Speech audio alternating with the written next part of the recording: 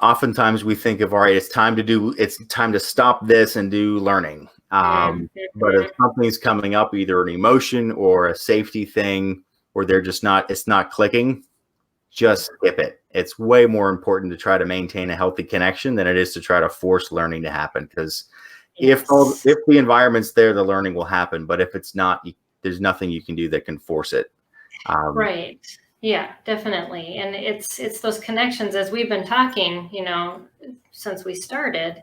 It's just building these safety zones. It's building the empathy. It's building all these relational things, because without that, and without that connection, as we talked about at the very beginning, that anxiety is so high in traumatized kids that learning just doesn't happen. And so it's it reminds me of a story. I was working on math homework, and of course I'm Mr. Math, you see, so I get tagged with the math homework.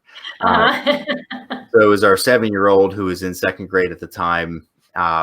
So when they came to us, they were definitely well behind grade level. We spent the summer tutoring, spending a lot of time working on place value and things. But then he was struggling with his subtraction problems. So my wife has sort of had it at that point, and she needed to I've tried everything. And then I said, all right, I'll come in and save the day, Mr. Math Man. And I started to dig into the math homework, and I quickly realized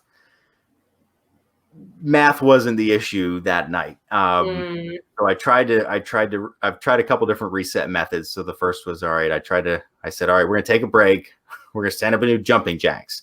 He didn't want to do jumping jacks. And there was definitely some anger in there. We were like 2 days from off of a visit, which that's a whole other component. Yes. So I could tell he had some anger in there. So I taught him this fun game, which he liked to play. So you hold your hands up, and one person puts their hands on top, and you slap the other person. They try to move their hands away. So I was like, all right, let's play the slap game. And I let him slap me pretty much as hard as he could, and I didn't mind. So we did that for a little bit, and then he was letting the anger out, which was good. And then it got to a point that I made a funny face, and then he laughed. And at that point I was like, all right, so now let's take just 10 minutes. We're going to do as much of this math homework as we can. And at the end of 10 minutes, you could be done with one problem or all the problems. It doesn't matter. We're just going to do 10 minutes. So I set a timer. So I was like, it doesn't matter how much you do. We're just going to take this amount of time. Right. And then we got the blocks out because he had been taught a couple years ago to use touch math, where he's counting all the things. And that was his go-to crutch. So whenever he got stressed, he would go back to touch math. And it was not a good strategy for him.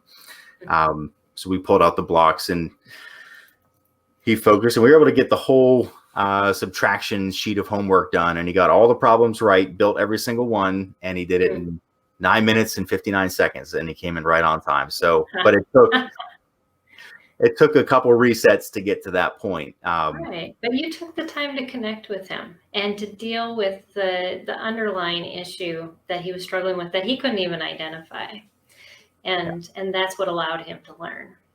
And then there's other times when, maybe it's the day after a visit, or things are just way off.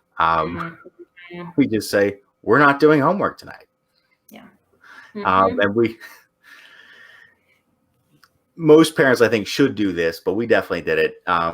Teachers don't always like it. But we just told the teachers, here's what's going on. If they're in a dysregulated space, we're ignoring homework. We're not going to do it.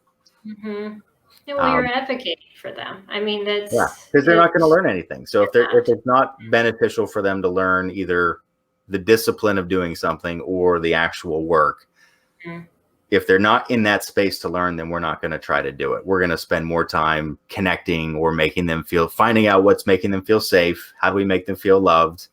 How do we make them feel connected? And that's way more important and a higher priority than math homework.